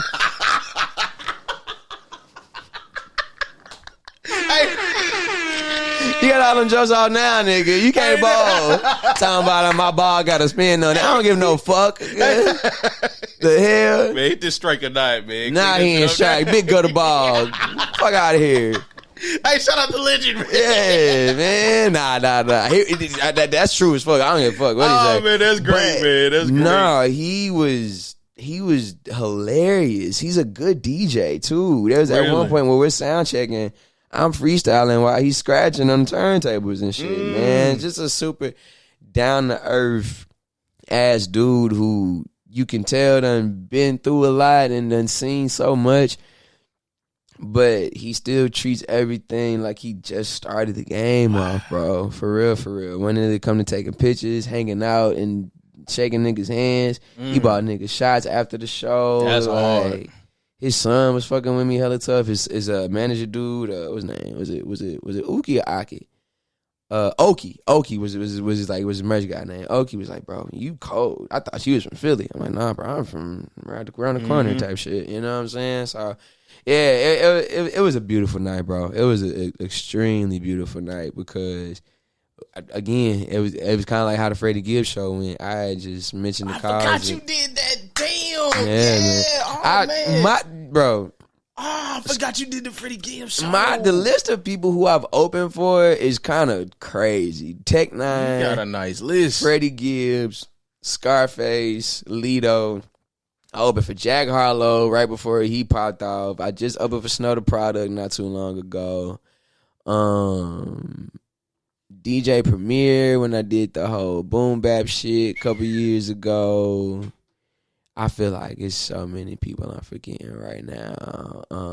I think I opened for JID when he was down here. That's so crazy. This is like earlier. I mean, that's early JID, like DiCaprio 1 type shit. JID before he had even had the Dreamville deal. Who am I forgetting? I opened up for Key at A3C 1 year. That was a cool little showcase too. That was a great showcase, actually. I played South by back in 2014. I opened up for 2-9 in World's Fair at one point in time. Hey man, that's a I feel like there's somebody else, and I'm like, freaking. The most random person I probably opened up for was them Franchise Boys. What? Yeah. That was nice. Yeah. They was on fire, bro. But that's like way after. They was on fire. But growing up, but that was like I opened up for them years down the line. It was a random show that I did in Knoxville. Wow. Frat party, I want to say, or some shit like that. And crazy. Some niggas brought. It was me. It was some cold ass nigga from I think like the Midwest. He had some like merch of gears like trap star. I can't remember, but dude was cold though. And then the Franchise Boys. It kind of sucked. It was only like 2 of the 4, but even still though, it's like that's an integral part of my childhood that I just opened for. Yeah, so the Scarface one was cool. The most random, but probably the most fun was definitely the Franchise Boys. Yeah. That was crazy. Like, what was that experience like, man? Was it funny? Was it dope? I felt like a big ass kid watching that shit, bro. We too clean to want to pop right from left to right and nigga lean. Vibing to the beat. Check my feet. You ain't got these are right. Then bend my knees. Every time the beat drop. Lean with it. Rock with it. Freeze for your fingers pop.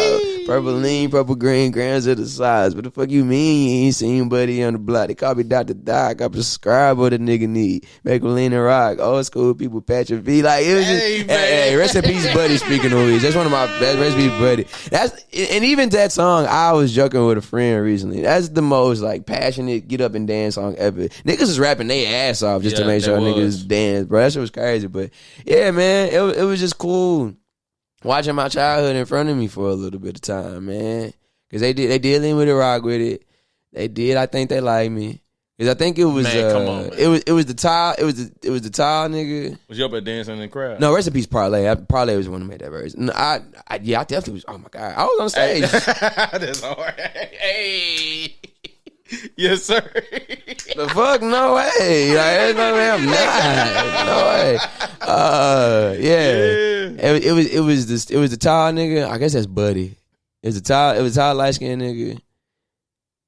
No, Buddy the one who, I can't remember. One of them passed away. That was a dark skinned one. But it was the tall light skinned cat and the chubby motherfucker. It was the two it was the two that that did the show. But yeah, it was, I had a ball, bro. Nashville, young as hell, got paid for that show. That's hard. You know what I'm saying? If you done kicked it in UT Knoxville, you know they. No, it's a vibe. They know how to party.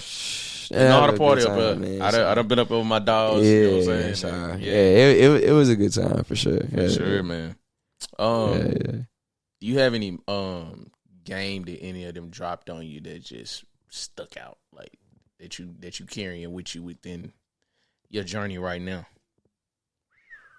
Still waiting on this shit. Do I have any? Just waiting on this shit to go global. Like, is there any game that you held on to that any of them maybe? Probably so. I just can't think of any particular piece of advice that necessarily stuck out. I will say though, talking to Scarface's people after the show a couple weeks ago, in terms of just about giving people something to hold on to, that was really big because I had like I used to sell. I had some merch for a little bit of time. It was a crayon that had my name on it, Brian Brown, and and they had that logo up on the stage behind me on like the big screen on the projector or whatever. And homie was like, "You got them crayon tees on you right now?" Like, man, nah, I've been trying to about to work back on to get back up. He's like, "Hey man, next time you better have them motherfuckers ready because you made some fans tonight, but they don't know that they ain't got nothing to go home with besides I was like, damn. I was like, all right, you're right. So yeah, that's probably like the last bit in particular that kind of stuck with me and it made me think about how I'm doing things. But I'm sure niggas done told me so much motherfucking shit in this world, man. It's just about, I think more than anything, it probably don't resonate now because it probably resonated when it needed to already, type thing. When that moment popped up, when what they said was really going to come into play and come into effect, it already happened, type thing. So the last bit was probably the one, again, I must remember the most, but I can't sit here now like Gibbs ain't telling me nothing. Or actually, I never got to talk to Tech Nine. I'm still pretty cool with Jack Harlow's people. Shout out Shloob, Skylark, Kiso. What's my boy, Tufo? That whole game, man. Shout out the homies. I still keep up with them pretty regularly, man. I'm just proud of them and their growth because they doing something for Louisville and Kentucky that, niggas in Nashville trying to do for Tennessee, man. You know what I'm saying? So indeed. Y'all doing it too. Yeah, for sure. Don't get it messed up. Like the work that y'all doing, it's it ain't going unnoticed. You did. We was just talking about that last night, man. Just being more just appreciative of it and not getting so caught up in it. But because we saw many, it's a lot of breaking the ground up and rebuilding.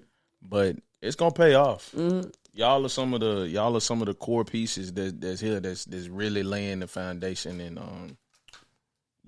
opening up the runways. To be in the forefront of it now is interesting because Nashville and hip hop is just something that's been a thing for a long time, whether niggas believe it or not. And so to have my hard work pay off, to be, somebody that people be like, hey man, you that guy, or you're an important piece or integral figure of the scene around here that says a lot. But at the same time, I'm looking at the Ganses and the Quezes of the world, and I'm looking at what's your boy who I just performed with not too long ago, think it was what, 100K Tuck, and I went to church growing up, a Lil Stain and ABK Gates. I'm looking at them like, hey, I mean, that's who y'all need to be focusing on. That's who sound like what hip hop sound like right now.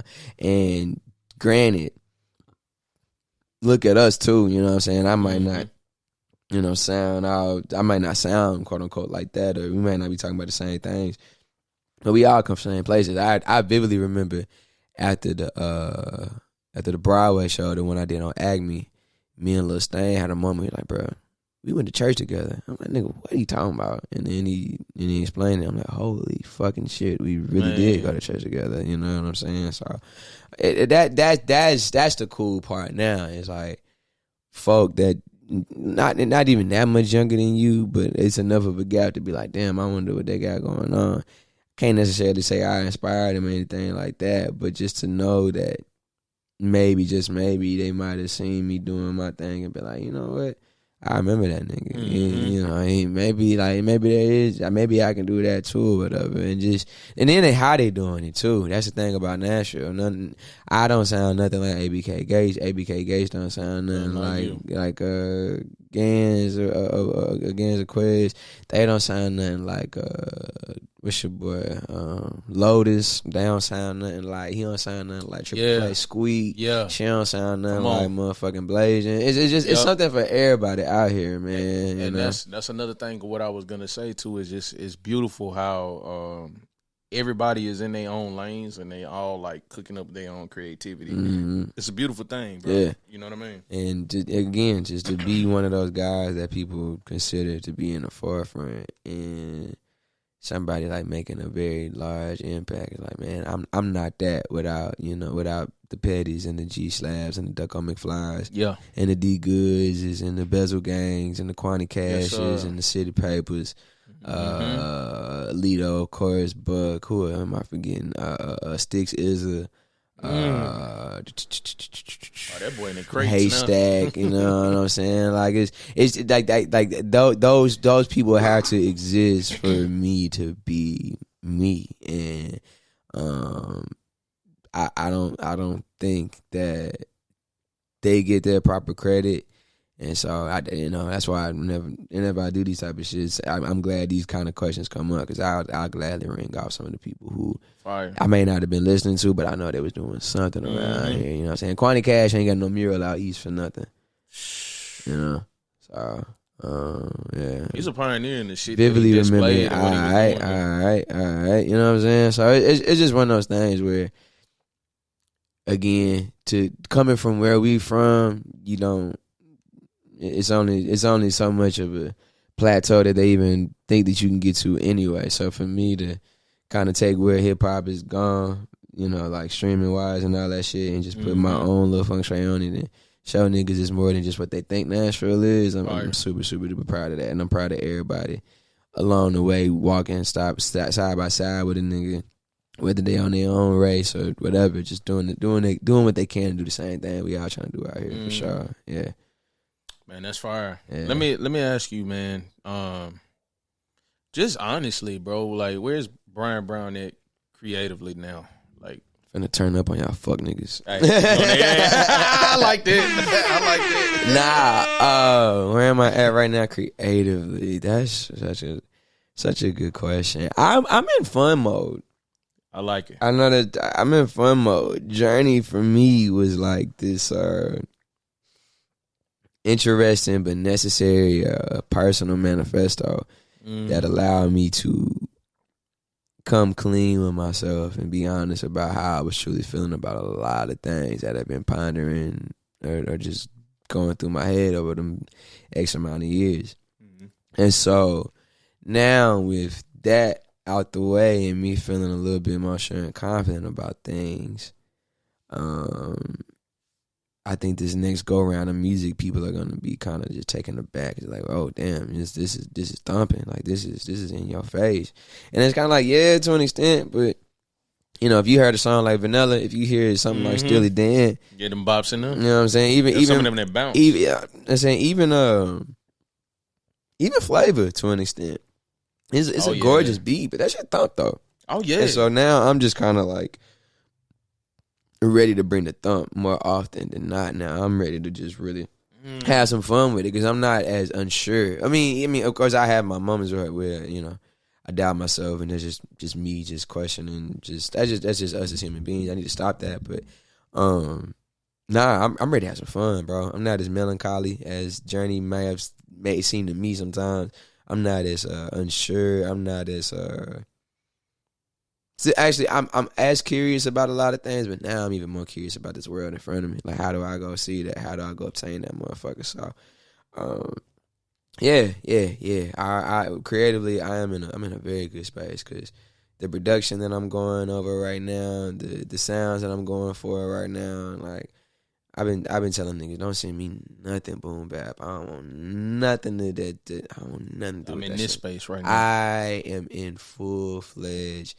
Let's have some fun mode, whatever those beats in that production sounds like. And it's a very wide range right now, too. I'm still, like, collecting shit because I guess that this is an exclusive here. I got an EP on the way coming very, very, very, very, very, very, very soon. Yes, sir. And then I actually plan on, there's this producer out of Texas named Porvita.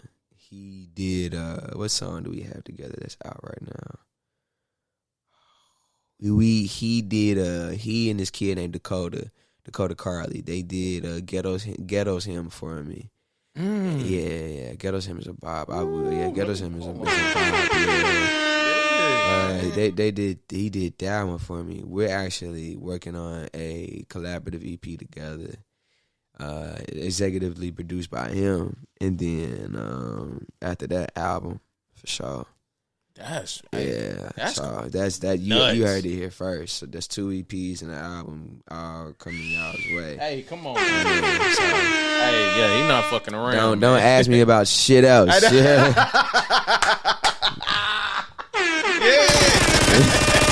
Don't ask me about where it's at. Don't ask me when it's coming. It's on the way, damn it. But don't ask me shit else. But yeah, man, I realistically right now where I'm at in life, I just feel like I'm about to have one of those Carter 2 Drought 3 runs. I really feel like that. And it might not be to that caliber. It might not be to that magnitude. But is it going to get me to where I want to be? Absolutely. So if anybody in here want to get in the way, God bless. Hey. God bless. It's gonna be tough. It's gonna be tough. I'm telling you now. Talking motherfucking shit, it's gonna be tough, man. As soon as I get done here, I'm going to the studio on me. Sheesh. So. Yeah, nah, man. Lord. This grind don't stop, bro. This grind does not stop, man. Just where I'm at right now, I just want to keep on keeping on. Yes, man, for real. Hey, man, I ain't felt this good in a minute about it. So yeah, come on, man. I'll play some shit after we get done, man. Oh yeah, let's do it. Let's do it. Once you finish rapping these questions and shit, I'll play some shit, man. Man, let's do it, bro. You can even send it to me. We can play it right on this motherfucker. But with that though, I'll wait to send it. I got damn. We losing 8-2. Goddamn Braves. All right. Fucking division race getting tight, man. Division race getting tight. Sheesh. Man, what do you want to leave the people with? You know what I'm saying? And I also will ask you where you're at now in the journey, right? Because it's far from fucking over. This shit, yeah. You about to really, in my heart of hearts, I really feel like you got slighted of your chance during COVID. For sure. You know what I'm saying? But I think also too though, that was God telling me to like, hey, it's like you thought you're like, you know what I'm saying? Like, hey, more to learn, and it's more for you to prepare for. You know what I'm saying? And so I think the world, God, whoever was like, hey, this stinks. I know it does, but I'm telling you, like, this idle time with yourself is gonna be way more beneficial when the cup really start to overflowing. You know what I'm saying? So, come on, man. Yeah. And to that, what would you tell your younger self? I keep going. Somebody asked me that reason. Keep going. Like what you're doing, what you said you would do, you're doing it. It might not be to the status of where I think I could be at times, but that's at least I'm aware that if nothing else, that's a me thing. You know what I'm saying? A lot of folk would try to blame everything all around. Like, nah, nigga, it start with you type thing. So, ultimately, I tell younger self to keep going, and I make sure that younger self knows that everything that he's thinking about it is that and then some. So just be 10 times more ready than what you thought you was gonna be for it, and still keep that same optimism, that same hope about it that you had before. And that's honestly just how I want to leave people in general. Like just a little glimmer of hope with anything I do, man. It's not as bad as the world makes it seem. It does suck. Don't get me wrong. This world is fucked up. But it's never as bad as it seems, man. You know what I'm saying? At least your situation, your control, what you can control. It's never as bad as it seems. So it's the sooner people realize that and they get a grip on it, I'm sure the better they'll be type thing. So yeah, amazing shit, man. I want to tell you, brother, I appreciate what you do, man. You know what I'm saying? Thank you for having me. You're a motherfucking staple in this city, dog. It's crazy. I'm a fucking staple, bitch. Yeah. Talk that motherfucking shit. When y'all mention the bill, goddamn it, you got to mention Brian Brown, and if you think otherwise, you's a dumb motherfucker. Yeah, motherfucker. You're crazy. Yeah. That's just so crazy to even consider, man. Because for me, it's always been so much more than the field. But like seeing where Nashville is at now, I have no choice but to let niggas know where I'm from. That's Niggas think that it's something else out here. Like, nah, bro, y'all got my city fucked up. This is what it's really like. That's what we this doing. Is how we really get down. This is how nice we are. This is how we treat people. This, that, and the third. So, hey, and that's another reason why I do what badge I of do. honor, man, for sure. I do what I do, man, to highlight, some of the ones that's here that's shaking this shit up and doing it their way. You know what I'm saying? Like, that's why it's an honor to bring y'all on, man. Appreciate you know it, what I mean? for sure. So it's like I got more work to do as well. We all do. But at the same time, all this work, it's like cross-pollination. You know what I'm saying? We all helping each other bloom and blossom the way that we should, bro. And again, I thank you for having me out here. I'm loving the progress of the podcast that it's made. Everybody is comfy as shit on this couch. Everybody be genuine as hell on this couch. So I'm just happy to, add to that. I'm excited to see the footage after because I know I done cut up a couple times. Hey, they gonna love this one, man. They gonna love this one. I don't think they ever seen Brian Brown in this element. No, not really. But this is the type of shit I be wanting people to see though, man. Cause I don't know, it's only so many people that I allow to just get this side of me. And I think this side of me is pretty obvious all the time, more than anything. But nah, man, when I'm really just laid back, hair down, whatever you want to call it, that's love, man. Jokes, man. So, that's love. Yeah. Thank you, brother. Absolutely. Thank you, brother. Big sauce. Hey, you know what I'm saying? Yeah. Hey, ladies and gentlemen, Brian fucking Brown. You dig? We're gonna put his ad name, man. Tell him what else, man. Tell him where they can follow you, all that shit, man. At World of Brown. Anything you want to get off. Any shout outs, all that. Oh, man. Shout out the gang. Shout out my mama. Shout out my daddy. Shout out my siblings.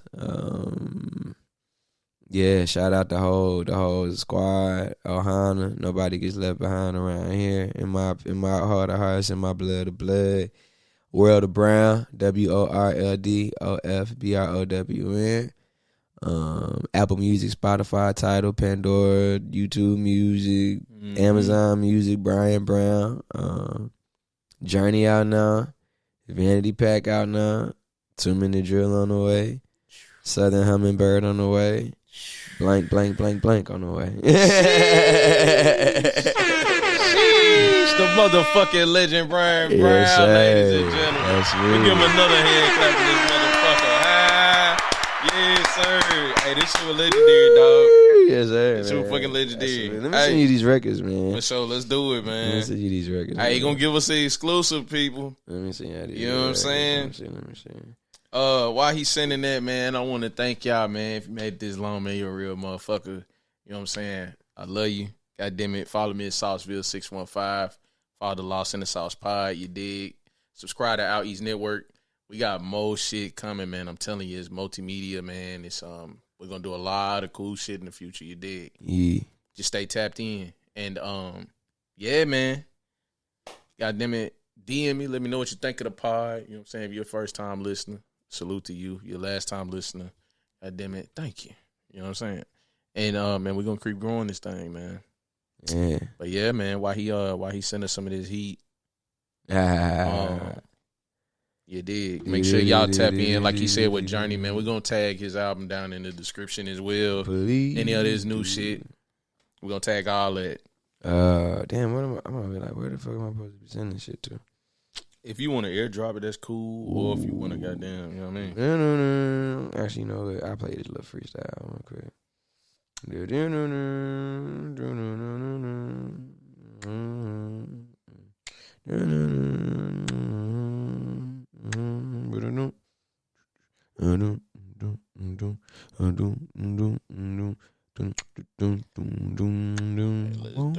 do it. See what you're talking about.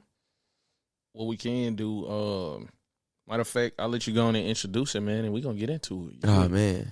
2 minute drill on the way. That's all I got to say. I ain't talking motherfucking That's shit. all I got to say.